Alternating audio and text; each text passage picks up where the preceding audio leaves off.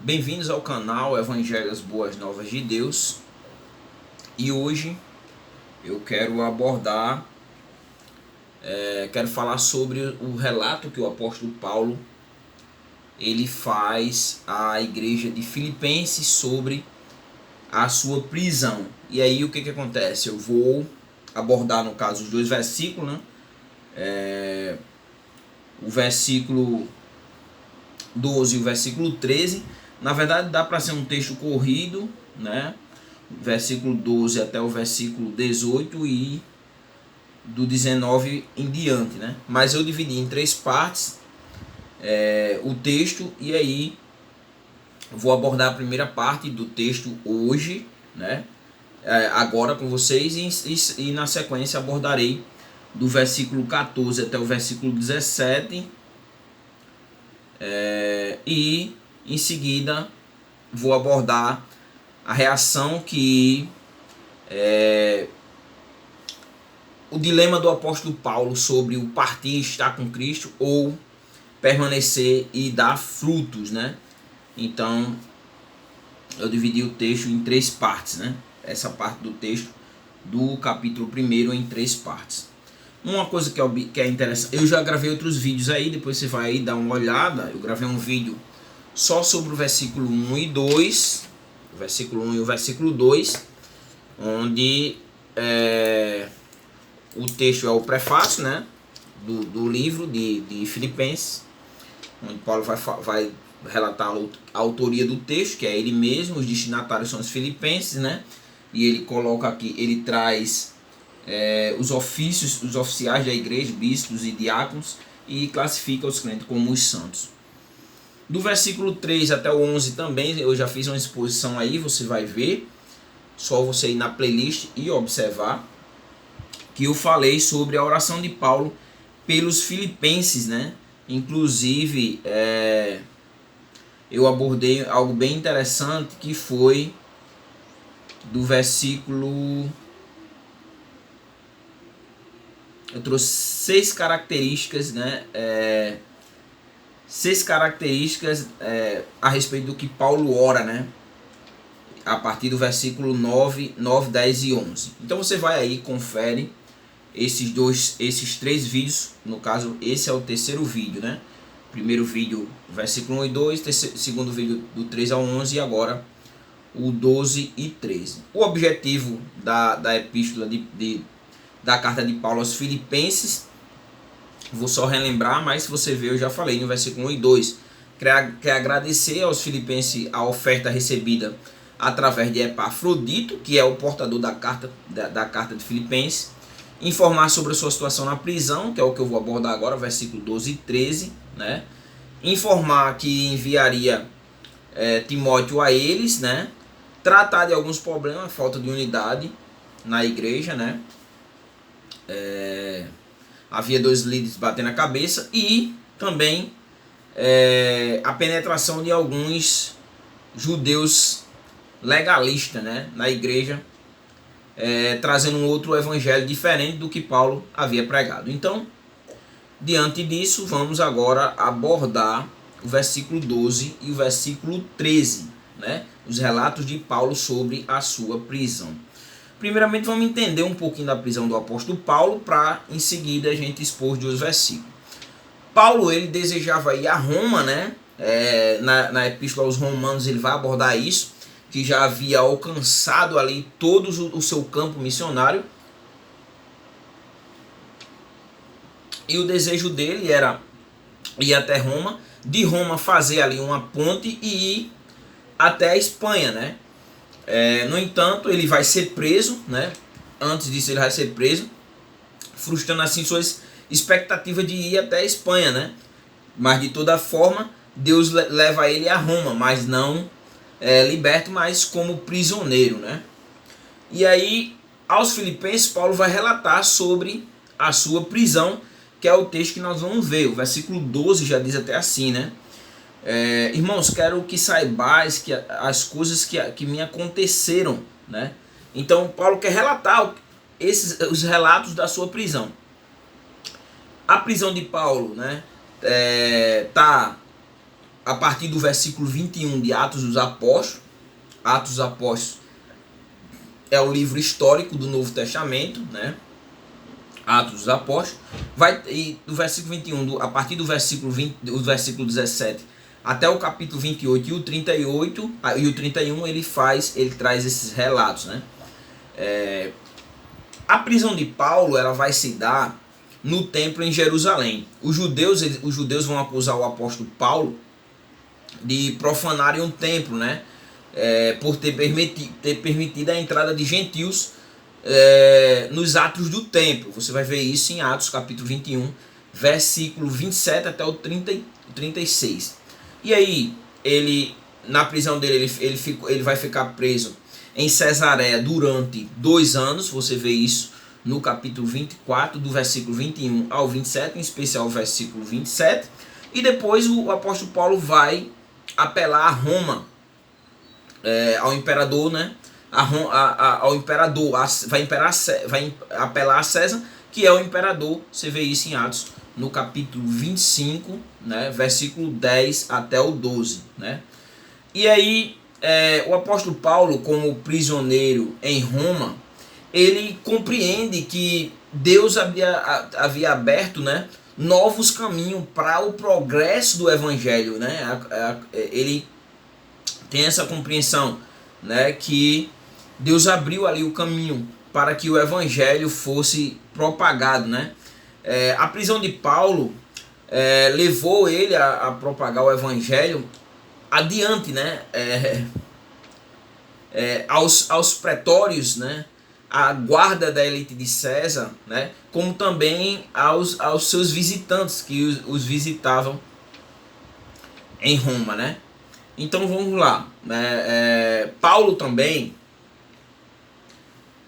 relata exatamente o que estava acontecendo. Ele vai relatar exatamente o que estava acontecendo aos filipenses, né? E Paulo relata que Deus, né, estava fazendo, que estava operando através da sua prisão, e que sua prisão ela estava contribuindo para o progresso do evangelho. O evangelho estava progredindo devido à sua prisão. E aí qual é a explicação que Paulo vai dar, né? Vamos ver o versículo 12 e 13, né?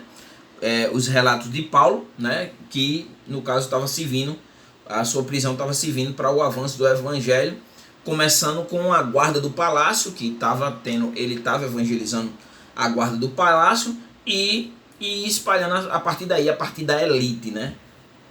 Então o versículo 12 diz assim: irmãos, quero que saibais que as coisas que me aconteceram, né, contribuíram para o avanço do evangelho. Lembra que eu falei, né? O que foi que aconteceu? Que coisas são essas que aconteceram? Foram as circunstâncias difíceis que aconteceram na vida do apóstolo Paulo. Sua prisão, né? Sua viagem até Roma, né? Os atropelos que ele enfrentou, né? E como ele estava vivendo lá, que o pano de fundo vai ser a partir do versículo 21 de Atos dos Apóstolos. E aí ele diz assim, que o que aconteceu, né? As coisas que me aconteceram contribuíram para o avanço do evangelho, né? Em algumas versões está para o progresso do evangelho. E aí aqui é interessante ver o termo progresso, né? Avanço ou progresso do evangelho. Esse termo progresso, ele se referia aos engenheiros, né, do exército romano, que eles iam adiante das tropas, né? E aí eles iam abrindo o caminho para que eles iam à frente das tropas para abrir caminho em novos territórios. Então, o que Paulo tá dizendo? Sua prisão foi um obstáculo para a pregação, a propagação do evangelho. Ao invés da sua prisão ser um obstáculo para o avanço do evangelho, né? A sua prisão, ao invés disso, não foi um obstáculo para a pregação do evangelho, mas ao contrário, né? a sua prisão criou novas oportunidades. E é interessante que ele relata exatamente esse processo de evangelização em Atos, no capítulo 28, versículo 31 e 32, ele fala da sua prisão domiciliar. Ele diz assim: durante 2 anos, Paulo permaneceu na sua própria casa, né? Então Paulo ficou em prisão domiciliar, que tinha alugado, onde recebia todos os que o procuravam. Então vejam, quem ia até Paulo era recebido e ele ouvia o evangelho, né?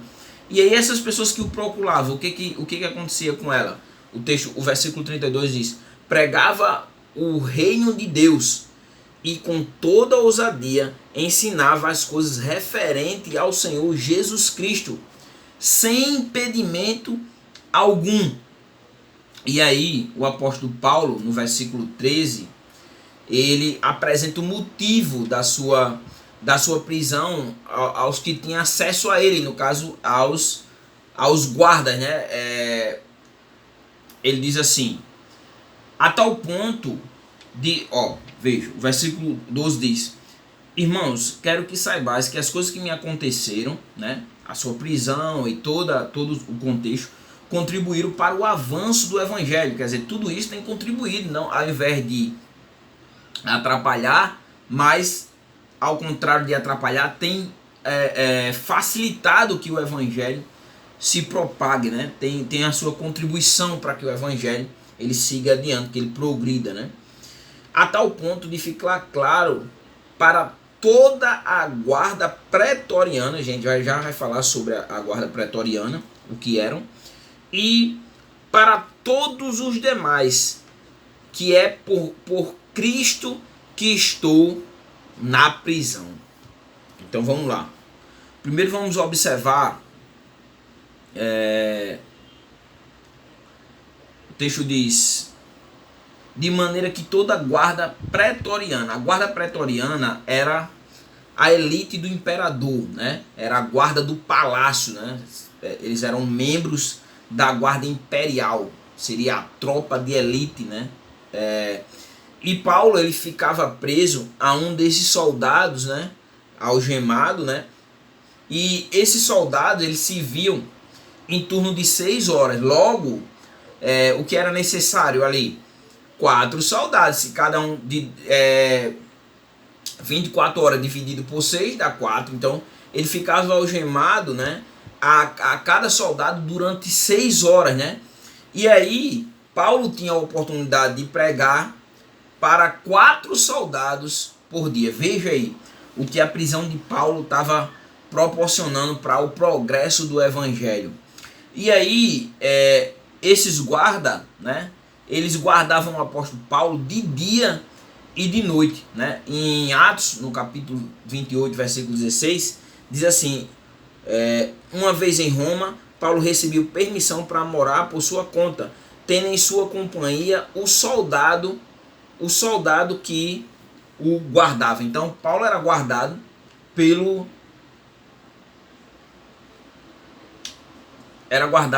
soldado, né? Um soldado guardava o apóstolo Paulo, né? E aí o texto não vai ficar só na guarda de elite, né? Eles ouviam o evangelho, logo eles propagavam para aqueles que serviam com ele, né? E vamos dizer assim, que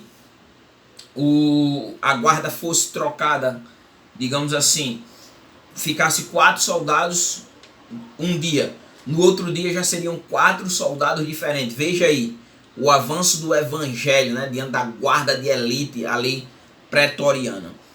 Mas o texto ainda diz assim: e para todos os demais, né, oficiais, né, os oficiais de César, pessoas da cidade, já que a gente viu no texto que ele era visitado e recebia as pessoas que o visitar, né, seus visitantes, e aqueles que ouvissem Paulo estava em Roma e levando o evangelho, a tal ponto da elite ali ouvir falar de Jesus. E o versículo ainda diz assim, né? Que é por Cristo que eu estou na prisão. Então, qual era a mensagem do apóstolo Paulo? eu sou detento por minha relação com Cristo. E a seguir, qual era a pergunta que fazia Paulo diante da resposta de Paulo, que estava preso por causa do evangelho de Jesus Cristo? Era exatamente essa, né? Quem é Jesus? Quem é esse Cristo? E aí Paulo apresentava o evangelho de Jesus Cristo, né? Diante do questionamento, da pergunta, das indagações de o porquê ele estava preso, já que não era um criminoso, ainda mais era um cidadão romano. Então por que ele se encontrava nessa situação? Por que ele se encontrava preso? E aí a resposta é por causa de Cristo, né? É por Cristo que eu estou na prisão. Diante de tudo isso, né? Diante dessas observações, vem a questão, né? Vem os questionamentos, no caso, né? As implicações de tudo isso para a nossa vida. Quando nós olhamos para a vida de Paulo, está preso, né? É preso, né? Acusado ali em Jerusalém, e por ser um cidadão romano, ele apela para César, ele é levado até Roma. Nós sabemos muito bem todas as adversidades que ele enfrentou nesse percurso até Roma, né? É até interessante porque aqui em Atos nós vamos ver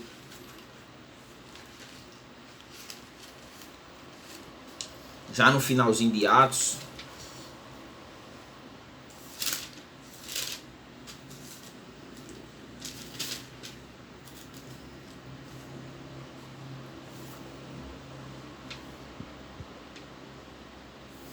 que Paulo ele vai sofrer um naufrágio, né? Sofre um naufrágio no capítulo 27, você vai ver isso, né? E o versículo 44 do capítulo 27 diz assim: e os demais se salvassem, uns seguiram-se em taubas e outros em qualquer destroço do navio. Assim todos chegaram a salvo. Quando chega lá, né, o versículo 28, já salvo, soubemos então que a ilha chamava Malta. Os habitantes da ilha usaram conosco de muita bondade, pois acenderam uma fogueira e nos abriram a todos por causa da chuva. Nos abrigaram a todos por causa da chuva que caía e do frio. Enquanto ajuntavam um feixe de gravetos, versículo 3 do capítulo 28, e os colocava sobre o fogo, uma serpente, fugindo do calor, prendeu-se à sua mão. E quando os que habitavam a ilha viram a serpente pendurada na mão dele, disseram uns aos outros: certamente este homem é assassino, pois embora salvo do mar, a justiça não deixou viver. Mas ele, sacudindo a serpente no fogo, não sofreu mal nenhum. Eles, porém, esperando que Paulo viesse a inchar ou a cair morto de repente, e tendo esperado muito tempo e vendo que nada anormal lhe acontecera, mudaram de opinião e começaram a dizer que ele era um deus, né? No primeiro momento era até irônico, né? Olha aí, escapou possivelmente devia ter alguma forma que identificasse que Paulo era um prisioneiro. Talvez ele estivesse viajando algemado ou coisa assim, ou fosse algemado quando ele chegou na ilha. O texto não diz. Mas ele é picado e aí os habitantes, olha aí, escapou do mar, mas a justiça veio.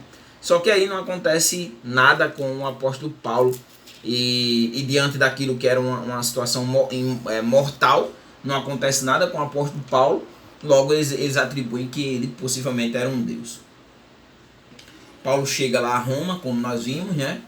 E tem a oportunidade de levar o evangelho às pessoas que moravam ali, e a guarda que o guardava em prisão, na sua prisão, ouviam falar do amor de Deus, todos aqueles que tinham acesso a ele, né? Essa elite. E aí vem a questão, né? O que nós podemos tirar desse texto e aplicar nossas vidas, né? Diante de uma situação como nós contemplamos, né? E a reação de Paulo diante de tudo isso, que não murmura, né? E não envia a carta aos filipenses, né? Lamentando por se encontrar na situação que está, mas ao contrário, mostra que mesmo preso, ele estava preso, mas o evangelho não se encontrava preso. E aí nós temos que questionar que lição, diante de tudo isso, nós podemos tirar e aplicar nossas vidas. E a primeira lição que eu aqui tirei é a seguinte: independente de onde estivermos e o que estivermos passando, podemos contribuir com a causa do Evangelho, com a causa de Deus. Então vou repetir. Independente de onde estivermos e o que estivermos passando, podemos contribuir com a causa do Evangelho. Quando Jesus estava na cruz, né, quero seguir por esse caminho. Quando Jesus estava na cruz, Jesus ele tinha dois ladrões, né? Você não vê Jesus, mesmo ali diante daquela situação que ele estava passando, crucificado, né, inocente, porque ele estava pagando pelos pecados da humanidade. O que nós vemos ali? Qual é a reação de Jesus diante da situação que ele se encontrava? Ele pede para que Deus não impute o pecado ao que aquelas pessoas fizeram, orou pelas pessoas, né? Jesus também, ali diante dele se encontrava dois criminosos, um à sua direita e um à sua esquerda. E a Bíblia diz que um deles, os dois na verdade, questionaram a Jesus se encontrar naquela situação, que ele se salvasse, né? No entanto, num dos evangelhos, um enfatiza: salvou os outros, salva-te a ti mesmo e a nós, né? E o outro diz: não, como é que pode você ser incrédulo dessa forma? Você se encontrando na mesma situação que eles, né? Que ele, e aí clama a Jesus: Senhor, lembra de mim quando entrares no teu reino. E Jesus disse: hoje mesmo tu estarás comigo no paraíso. Então, o que nós vemos? Que Jesus, independente do que estava passando, ele contribuiu com a causa de Deus, né? Com a mensagem da salvação ali, trabalhando até o último momento, né? Quando nós nos voltamos para o Antigo Testamento, né, nós vemos que o povo, por exemplo, de Israel, ele foi levado cativo, né, à Babilônia, né? E dentre ali existia alguns jovens que o texto vai destacar em Daniel, no capítulo 1, né? E dentre eles estava Daniel. E o que o texto mostra, né? A fidelidade de Daniel à causa de Deus, né? A tal ponto de ser acusado de violar as leis e ser lançado na cova dos leões. Mas você vê, Daniel permaneceu fiel do começo até o fim, né? Independente do que poderia acontecer a ele continuou orando, ele não abandonou ali a sua fidelidade a Deus e a causa de Deus, né? Mas ele continuou orando, e o que o Senhor fez? Fechou a boca do leão. E ali, com a saída de Daniel, em Daniel no capítulo 6, nós vemos a glória de Deus ser manifesta e ser propagada ali entre os babilônicos por causa do que Daniel fez e a sua fidelidade a Deus, né? Então, independente da circunstância que estiver passando, a situação que estiver passando, nós podemos contribuir com a causa de Deus, com a causa, no caso, do Evangelho. Quando nos voltamos também para o Egito, do mesmo jeito, nós contemplamos ali a vida de José.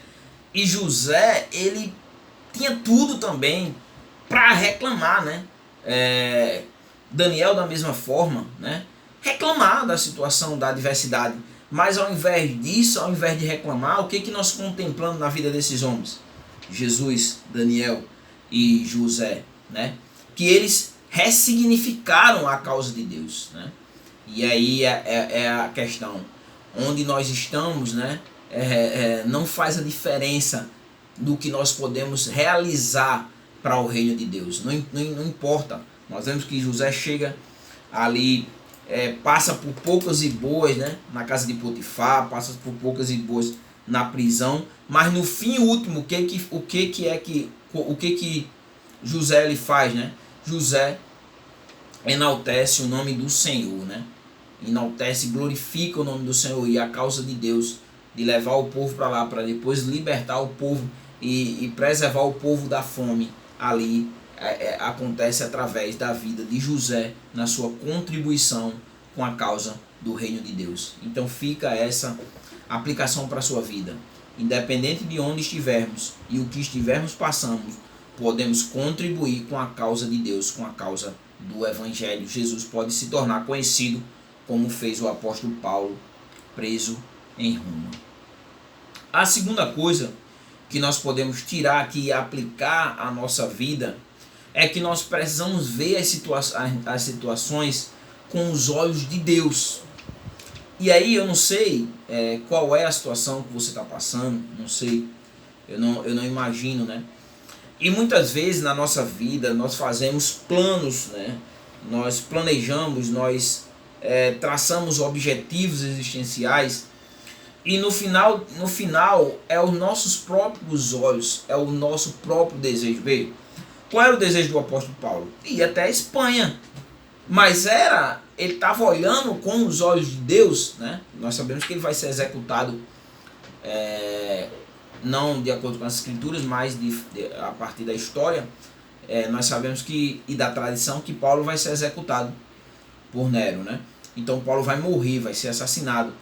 Mas Paulo passou a compreender a sua prisão aos olhos de Deus. Fica claro quando ele diz que as coisas que aconteceram a ele estavam contribuindo para o avanço do Evangelho. Então ele não estava olhando ali, a visão dele não estava sendo uma visão presa, uma visão cega, mas ele estava contemplando ali aquilo ali aos olhos de Deus. E aí o que acontece, né? Quando nós contemplamos as situações que acontecem conosco com os olhos de Deus, nós passamos a ver as coisas como oportunidades, né? Oportunidades, foi o que Paulo fez. Paulo viu ali a sua situação como oportunidades para a causa do Evangelho.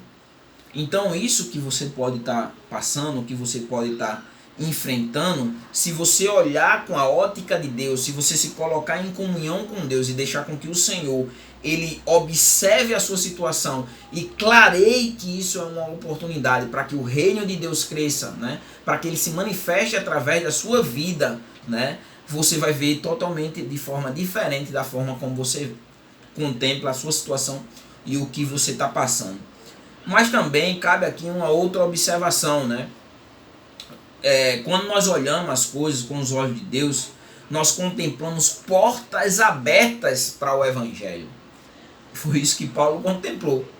Ele estava preso, mas o Evangelho não se encontrava preso, né? Estava preso ali numa prisão, né? Guardado 24 horas por soldado ali, algemado a ele, né? Em turnos de 6 horas. Mas ele não via aquilo como uma prisão, mas ao contrário, veja, ele prega para o soldado está algemado a ele, são portas abertas, o soldado está algemado a ele, e aquele soldado já vai sair evangelizado, vai levar lá o Evangelho, e veja a multiplicação, né? Que é assim que se dá o Evangelho, um aceita Jesus e uma multidão aceita Jesus. Também cabe outra observação, que Paulo viu aqui, nesses 2 versículos, né? Paulo viu novas frentes para a evangelização. Viu novas frentes, né? Ele vê que a partir dali Deus alcançaria, né?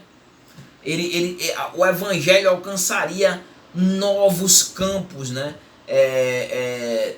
Novas pessoas seriam alcançadas. Ali seria, né? Uma frente evangelística para a mensagem do Evangelho. E aí, eu tenho sempre que trazer isso para a minha vida e para a sua vida, né? Se você tem contemplado essas frentes em sua vida, as frentes evangelísticas que Deus tem colocado na sua frente, tem lhe proporcionado essas frentes, né? E aí, o que você tem feito com essas frentes de evangelização que o Senhor tem concedido a você? para levar a sua mensagem, para levar a mensagem do Evangelho. E por último, né? Eu questionaria, né? O ideal é que nós façamos as aplicações questionando para você através do exemplo de Paulo, né? E aí a questão é qual tem sido a sua contribuição para o progresso do Evangelho, né? Lembre, ia na frente ali no exército romano, né? Aqueles que iam abrindo, tirando os obstáculos para que o exército passassem à frente, né? E aí a questão é exatamente essa, né? O que você tem feito? Você tem passado os obstáculos? Você tem vencido os obstáculos que a vida, que o cotidiano tem colocado, as barreiras que o cotidiano tem colocado para que o Evangelho não progrida, né? Então, a questão é, você tem cumprido o ID de Jesus, né? Qual tem sido a sua contribuição? Você tem contribuído com o ID de Jesus, né? Tem ido anunciar Jesus? Tem anunciado Jesus? Ninguém vê Paulo reclamando aqui diante da sua situação. E uma das propostas do Evangelho que Jesus nos traz é que nós devemos buscar em primeiro lugar o reino de Deus e a sua justiça, porque tudo nos serão acrescentado. Então, o reino de Deus tem sido a prioridade, né, na sua vida. Então, se ele tem sido, quais são as contribuições que você tem dado para o progresso do Evangelho? Você tem orado pela causa de Deus, né? E a causa de Deus é o progresso do Evangelho. Você tem gastado recursos, né, que Deus te deu, né? Aí são questionamentos, idas e que vai e volta, vai de mim para vocês e volta ao mesmo tempo para a minha própria vida. Qual tem sido a minha contribuição financeira ou mesmo logística com a minha própria vida, com tudo que eu tenho para o reino de Deus, já que eu sou mordomo de Deus, né? Então, diante disso tudo, né, cabe a você refletir sobre tudo que foi dito, né, aqui, né, e que a sua vida possa ser abençoada com essa palavra, né, sabendo que não importa onde você esteja, eu acho que resumiria tudo, não importa onde você esteja, mas se você olhar o local que você se encontra com os olhos de Deus, e se o primeiro lugar na sua vida for o reino de Deus, esse local será um local para abençoar vidas e para que o nome do Senhor seja glorificado. Que Deus os abençoe e só lhe dê a glória.